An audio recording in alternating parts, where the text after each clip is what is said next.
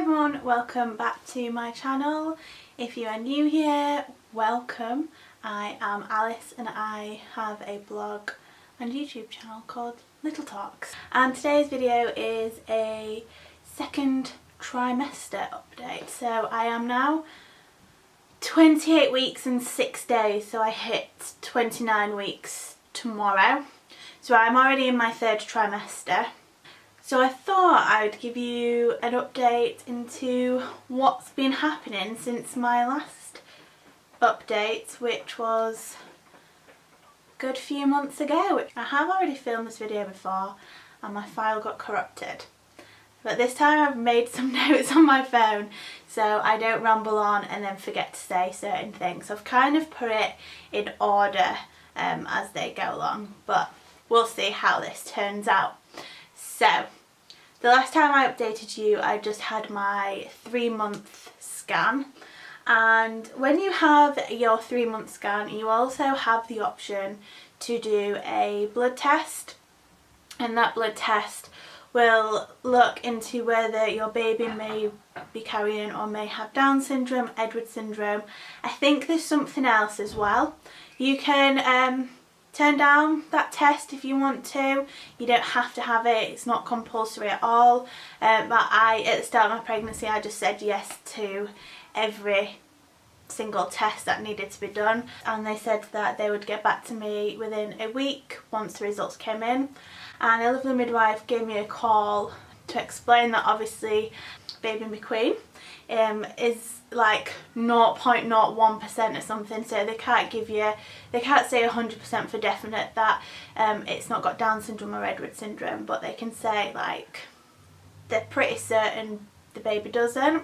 But what did come up was that I have got a low PAP, which is a protein that goes through the umbilical cord, obviously, to give the nourishment and whatever to the baby. I've just got to take aspirin every day for the rest of my pregnancy up until I give birth. What that will do is it'll thin my blood out and then hopefully pump more of this protein source through to the baby, and it's hopefully to reduce having high blood pressure later on in my pregnancy, and also to ensure, or I hope, that the baby grows as much as where it should, because having a low PAP, there's a huge chance that the baby's growth will stop later on in pregnancy. And then they've scheduled me in for 2 further growth scans. So far baby is on board and tracking where within like the margins of where it should be, which is amazing. I'm going to get in at the deep end now and tell you all the symptoms that I have been suffering. My hair is driving me insane today. I'm not going to sugarcoat pregnancy. I mean, I've not had, touch wood, not had the worst pregnancy. There's people out there that are suffering a lot worse than what I have, but also I've had certain issues that not everyone experiences, and a lot of these videos that I've watched in the past, it hasn't been mentioned. So I just thought, like, obviously I'm sharing my experience. I'm not saying this is what you're gonna get. You might never have this in any pregnancy, but I just thought I'd share my journey, and then if anyone can relate to that, that's perfect, because sometimes you feel you're a bit on your own with these things. The biggest issue that I've been having quite early on, actually way before my first scan, which is at 12 weeks, so I've been having a lot of pain around my groin, my hips, my lower back, going into my bum, and then it's also gone down my legs as well.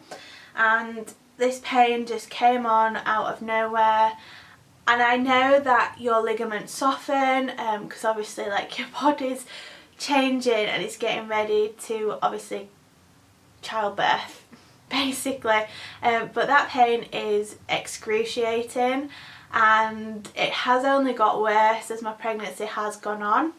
Now, I haven't been told medically that this is what I have got, but from reading between the lines, speaking to various midwives, It's looking like that I have got what they call pregnancy girdle pain, PGP. There's also SPD as well. I'm not entirely sure what that is, but it's similar kind of problems that arise. No issue in sense of it'll harm the baby, it's just very uncomfortable pain. So for me, I can't do a lot of exercise. I didn't do a lot before I got pregnant, but we like to go on quite a few walks with the dogs, so I have to like slow down completely the amount of walking that I do daily. If I do a bit of a power walk, which I did in the supermarket last night trying to pick up a couple of bits because I was rushing around, I got back home and the pain was so bad. I could feel it coming on. I was power walking through and I knew it was a bad idea, but I just continued to do it. So learning to slow down and not being able to walk as fast, walk as far, it's just knowing your limits, and as you get further along in pregnancy, your limits get lower and lower, and it's just accepting that. And also, like, as you go along in your pregnancy, your baby gets bigger, so there's more weight where your hips and that struggle to support. So there is a few things out there that you can do. You can obviously speak to your midwife. I've spoken to mine a couple of times, but I think that the one person that you do need to contact is a GP, because I think they'll take it a little bit more seriously. Not that midwives don't, but so far when I've brought it up, they've just said, oh, you will suffer with it, just take some paracetamol to take the pain away. And sometimes it's that bad I can barely get up off the sofa on an evening. It's so painful. So you can go to your GP, you can discuss different things, they can refer you through for physio. I know a few people who have gone through a physio, but also you can pick up pregnancy support belts. So this is the one that I've got. It was only on Amazon. I think it was like £20–25. There's loads of different ones. I got this one, and obviously there's a band that goes up and under the bumps that supports obviously the weight, and then it goes higher up around your hips and your back, and then there's this band that goes over the top here. You can take this band off because it can get a little bit uncomfortable and it can squash the bump down like that. So it's not the best feeling in the world, but it gives you that extra tightness and support, and it does help. And I've obviously explained PGP wrong because it's actually called pelvic girdle pain, not pregnancy girdle pain, but you get the gist. Moving on from that, the other thing, this isn't a symptom, it's just more annoyance more than anything, and that is how many times you have to go to the toilet for a wee. I mean, I know people explained that your bladder is obviously a little bit smaller, it's kind of squashed in there, the baby presses on it, but I didn't realise the amount of times you have to go to the toilet. And I drink way more than what I used to do because I feel like you don't want to get dehydrated, but I feel like I'm a lot more thirsty, especially in an evening, but I don't want to consume too much liquid because then it'll just keep me up all night long going to the toilet. So yeah, that's fun. I usually go up about 3 to 5 times a night. A few people told me, because it was quite bad at the start of pregnancy, then a few people told me it would die down and then it would get worse in the 3rd trimester. It literally died down for 1 week. I think I had like a full night's sleep for 1 week, and after that I was going to the toilet. I think like the first night I went 6–7 times. It was so annoying. But yeah, it's not the end of the world really, is it, if you need a wee. The other thing that's really weird that's only started happening in the past couple of weeks, so I can't remember if I mentioned it in my last video, but I have an anterior placenta, which means the placenta is at the front so the baby's hidden at the back. So I don't feel a lot of movements, so more little flutters and actual kicks because the placenta's cushioning the movements. I've like really felt baby movements the past couple of weeks, more so than what I've ever felt, and it's just because the baby's getting so big and it's like there's not really a lot of room in there now for it to move around. But what has been happening is, so say this is my bladder, this is the baby, all of a sudden I'll just get this, and the baby just really pushes down on the bladder, and you've got to be within walking distance of a toilet, because my god, it's just it doesn't hurt, there's no pain or anything, it's just the weirdest feeling. It's just like this big weight has just dropped and it's just hit your bladder, squashed it, and you just have to go for a wee. Let's stick with staying awake at night. Another huge symptom that I have had, and I didn't know this was a symptom of pregnancy, but you get really bad, or you can get really bad insomnia. Oh my god, it's the worst. So I think it's like just this one night, and I get to sleep really well. Like sometimes I can struggle, but we always go to bed at like 10 o'clock because I'm absolutely exhausted. We watch something or read something, and then usually by like 10:30, 11:15 the lights are out, trying to go to sleep, and I can toss and turn for a little bit, but I do go to sleep. But it's always 2-3 a.m. in the morning. I kind of wake up startled, need the toilet, and then I just can't get back to sleep. And a lot of the time I've had to take myself off downstairs, get the duvet off the spare bedroom, get my pregnancy pillow, and just lay on the settee and hope that I fall asleep. If not, I just watch the TV and I'm awake then until the next night. Cravings, again, I feel like cravings is a little bit of a myth. Like, I've not really had any, if I'm honest. I went completely off lamb, which I think I mentioned in my first trimester update. Other than that, like, Martin still has to force me to eat meat and vegetables, like as a Sunday roast dinner. But if we have like meat or like your veg or like your salady bits within like meals, like I can eat homemade chilli, homemade, like Martin makes a really lovely lasagna, and I know lasagna is not healthy, but he makes like the Slimming World friendly ones.